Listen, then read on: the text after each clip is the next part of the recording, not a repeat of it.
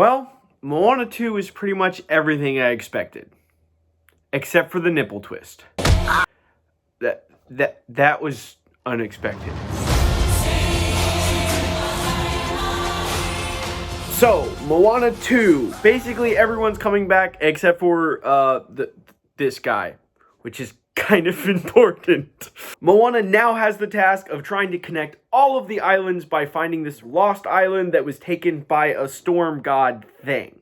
So she has to unite a crew and find Maui and connect the tribes. Which, to be 100% honest with you, I actually like this direction. I think it's a fun and interesting place to go after the first one, that Moana needs to find other people and connect them and bring them together. And I do think the movie does some interesting thematic things with the idea of unity and connectivity and community in this movie. But doing one thing right doesn't make it a good movie. The movie feels like that TV show, except more like the first couple episodes of a TV show instead of a season. So in a lot of ways it feels unnecessary, as the first hour feels like setup and drags really hard.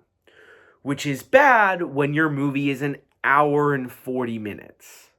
The majority of this first hour feels like exposition dumps that have almost like projector slide like pictures to explain them. I mean, you could tell pretty much everyone in the theater was bored, but especially the kids. There was a kid who was above me, and she kept trying to jump off of her seat into my row because she was so bored. The other stronger aspects that I love about that first movie are kind of absent here. The animation itself feels unpolished, especially when it comes to hair and water. There's one scene in particular where it sort of emulates the ocean splitting for Moana to walk through. And you could tell they kind of didn't have the money. The other strong aspect that I love about that first movie is the songs. You're Welcome is fantastic, but there is no You're Welcome here. And pretty much every song is very bland and forgettable. In fact, 2 of the 6 or so songs in the movie are just her singing about her name. And the one song that I did like involves a character who's so built up and then just disappears from the rest of the movie, which made the song seem completely pointless. And unfortunately, that's kind of the biggest problem here. The movie feels uneventful. There's a huge change in Moana's character, but it doesn't feel like a big change. It definitely kind of just feels like a launch for a TV show. Moana 2 feels a lot like these stinkers. Yeah, the straight-to-DVD sequels of Disney's yesteryears. I don't say this a lot, but I really feel like this is a movie you can kind of just skip in theaters and watch on Disney+.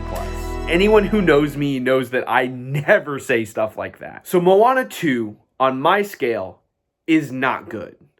It's probably more towards the mid-tier, but I just can't give it to it. That first movie is so impactful and so incredible, and for this to be the sequel, kind of rough, man. And I think the audiences are gonna feel the same way. The most sort of poignant moment I have from my screening is that I saw the very first showing on opening day.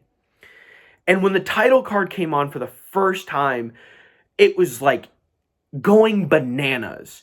You had the old lady over here, "Oh, let's go Moana!" And then on my other side, I had the little kid, "Moana, Moana, Moana, Moana." And then the end credit came along. And they flashed the title on the screen again. And I looked to my left. I looked to my right. And they were no longer there. They had already gotten up and left.